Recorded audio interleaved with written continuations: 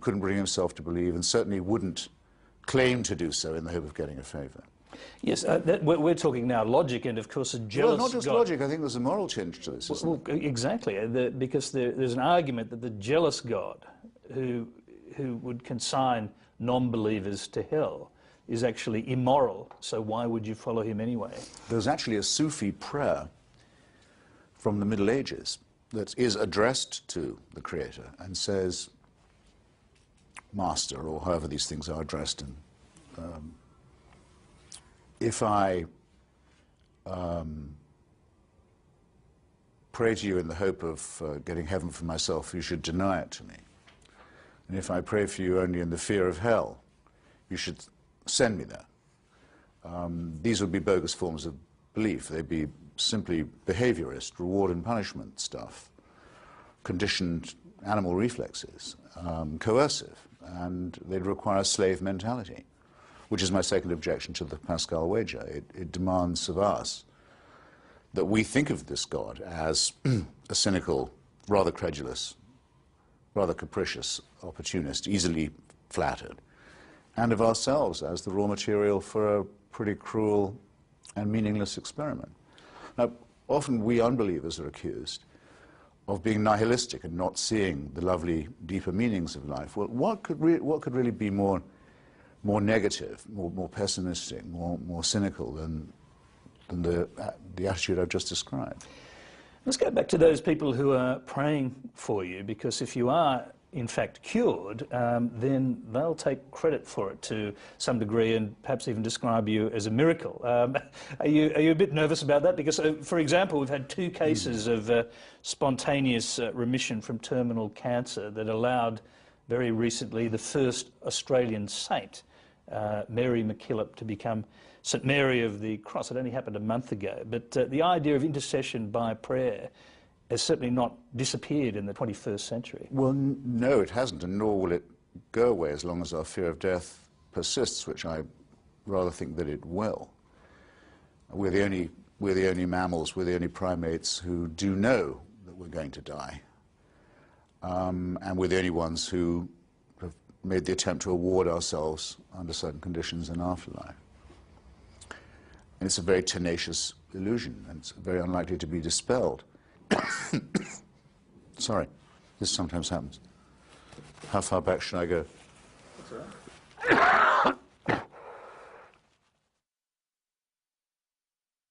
I'm wondering, have you softened it all, and are you prepared to concede anything at all to the faithful, that there may be some value in it? I mean, the comfort that religious belief, for example, gives to people who are in the same position as you.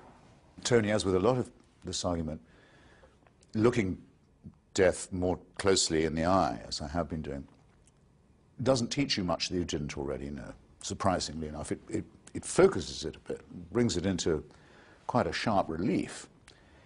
But it isn't as if I didn't already know that some people, whether they're sick or whether they're well, derive great comfort from the thought that they have a savior, that they're a member of a flock, for example. I mean, I personally am incapable of describing myself as a member of a flock for reasons that I hope are self-evident. I'm not a sheep. Some people like to be called sheep and think that they'd like to have a shepherd. And if that makes them feel happy, I must say I think it's a rather contemptible form of happiness, but doesn't bother me as long as they keep it to themselves. As long as they don't try and make me believe it, as long as they don't try and have it taught in schools, as long as they don't want the government to subsidize it, as long as they don't want to block scientific research in its name or because of it, then that's fine. As Thomas Jefferson said, I don't mind if my neighbor believes in 1 God or 15 gods. It neither picks my pocket nor breaks my leg, as long as he or she leaves me alone. I don't want to even have to know what they think. But will they requite this bargain? Of course not. Of course not. It doesn't really make them happy. They can't be happy till everyone else believes it too. And that's sinister, in my opinion, and creepy. You've grown to distrust the idea of a utopia. Yes. A world, I presume, actually, you would imagine a world without religion would be utopian. But let me ask you this. What do you think a world without religion, without all the cultural side effects of it, would actually look like? I mean, would it be verging on pure commercialism and materialism? I mean, would it take people away from any spiritual side of themselves at all? Well, no, that wouldn't be it, because as we know from bitter experience, materialism and commercialism are unusually, inordinately compatible with religion. I mean, that's why there've had to be so many successive reformations, because the religious life goes so well with greed and accumulation and acquisition. When asked when they really, where they really want power and influence, this world or the next, they tend to think rather the same as the more crass materialists among us do. That doesn't make it any easier to imagine a world without religion. And it's not that I don't think I have too little imagination to imagine that. It's just that I think it cannot, in fact, be imagined. Religion is part of the human makeup. It's also part of our cultural and intellectual history. Religion was our first attempt at literature, the texts, our first attempt at cosmology, making sense of where we are in the universe, our first attempt at healthcare, believing in faith healing, our first attempt at philosophy.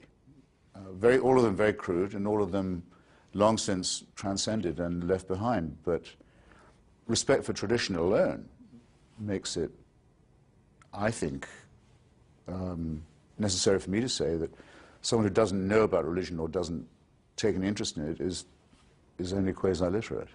I'd like to ask you what you think about Martin Amos's idea that writers like you must actually believe in some life after death, because not all of you, not all of the parts of you are going to die, because the printed words you leave behind constitute a form of immortality.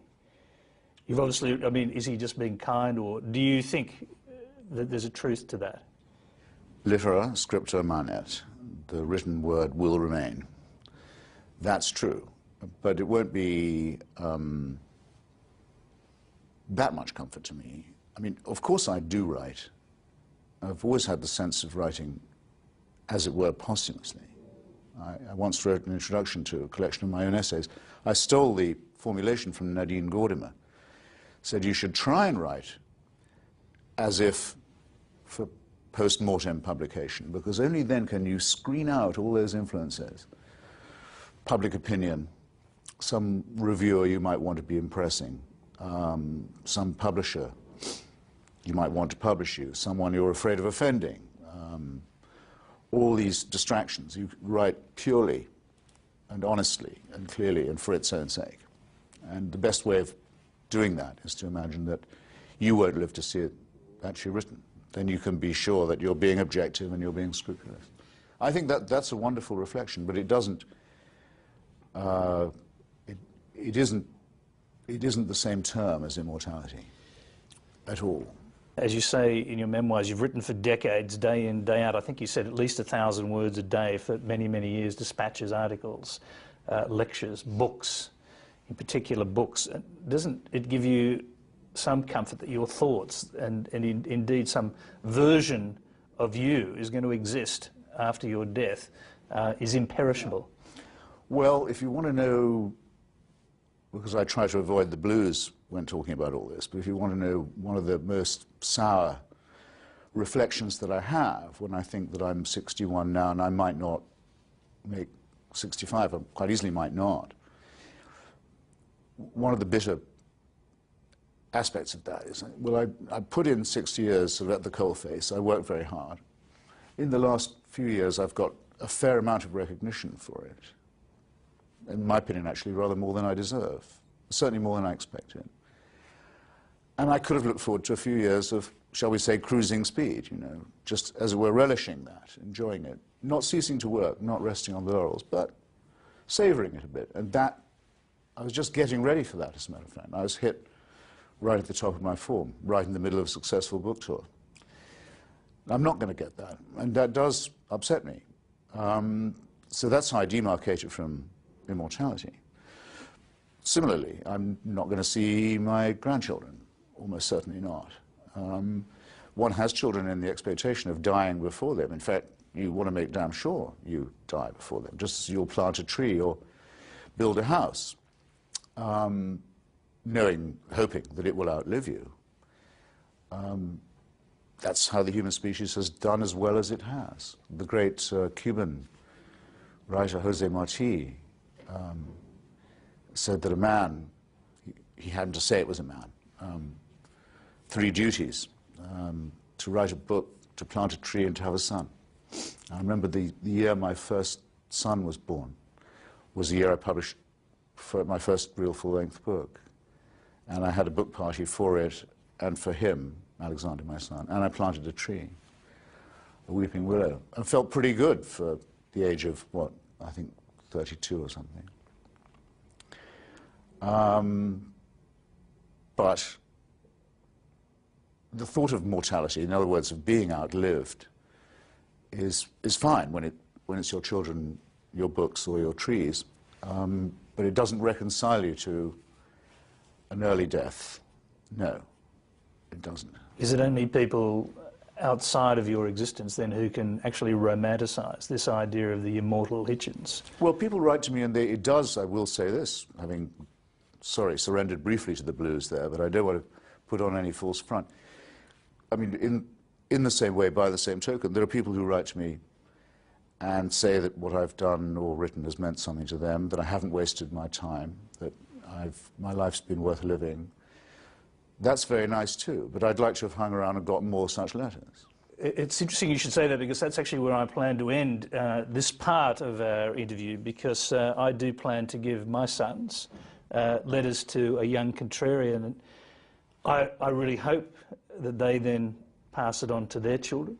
And to me, whatever that means to you, that's a kind of immortality, but it's something that only people who've been following you for years can actually do.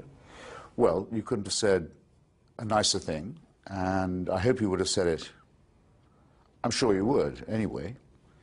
And I have to have, I'm afraid, though, the same response. I'd like to have heard even more people say that, and even met some of their grandchildren and seen if it worked for them too.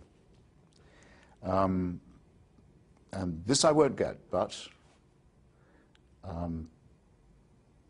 I've lived longer than I used to think I probably would. I've written and published more than I thought I would. It's been better received than I expected, and without being falsely modest, in some cases better than I think I deserve. So don't mistake this for self-pity. But I'm not going to resort to any kind of bogus joviality either. Christopher Hitchens, we'll leave you there for now. In the way of things, we're going to come back to you again tomorrow. We thank you for... If I'm spared. Inshallah.